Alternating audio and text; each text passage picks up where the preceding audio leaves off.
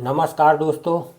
लप्सी the Hunter. जी हाँ दोस्तों, लप्सी एक कुशल वन्यजीव शिकारी था।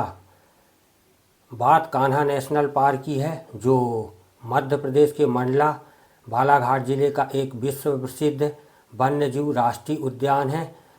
दोस्तों, इस उद्यान स्थापना के पहले सन 1920 के दशक की बात है। तब ब्रिटिश शासनकाल चल रहा था। उसी वक्त कान्हा राष्ट्रीय उद्यान से साल और सागौन के पेड़ों की कटाई चल रही थी, क्योंकि वहाँ पर रेलवे लाइन का निर्माण होना था।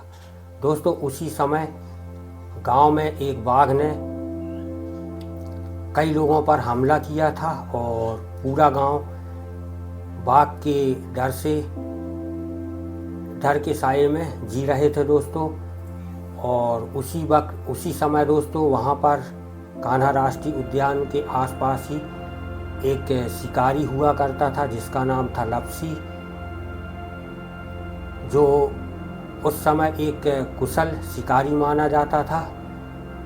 दोस्तों, एक रात गांव वाले ने सोचा कि क्यों ना लप्सी को बुलाया जाए, और उसी रात उन्होंने लप्सी के पास गए और लप्सी को बुलाया। दोस्तों, लप्सी ने गांव वाले की बात माना और तुरंत ही अपने दो साथियों के साथ जंगल की तरफ निकल पड़ा।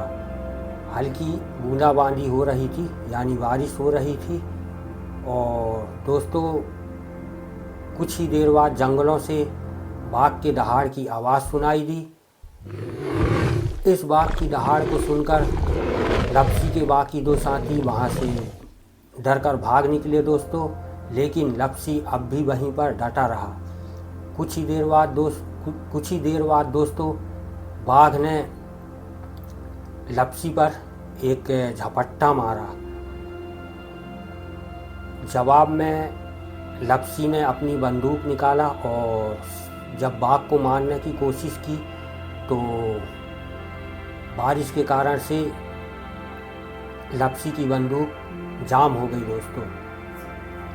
इस प्रकार से बाघ लप्सी पर और लप्सी बाघ पर हमला करता रहा। दोनों का हमला एक दूसरे पर जारी रहा।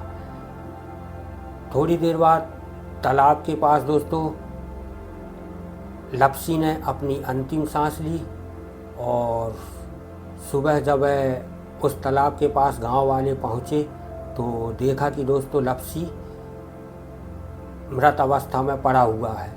तभी से दोस्तों गांव वालों ने उस जगह का नाम लप्सी कांवर रख दिया।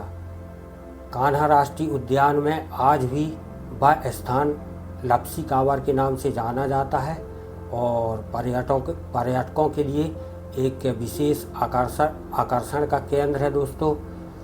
तो दोस्तों, इस कहानी से हमें यह सीख मिलती है कि जंगल और वहाँ के वन्य जीवों के साथ हमें शांति से रहना चाहिए।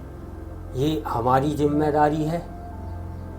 तो दोस्तों, अंत में मैं आपसे यही कहना चाहूँगा कि मेरी यह एक छोटी सी कहानी आप लोगों को कैसी लगी। यदि अच्छी लगी हो तो एक लाइक करें दोस्तों, और चैनल को सब्सक्राइब करें दोस्तों। फिर मिलते हैं कुछ इसी प्रकार के एक और नए रोमांचक ब्लॉग में। तब तक के लिए नमस्कार। जय हिंद दोस्तों।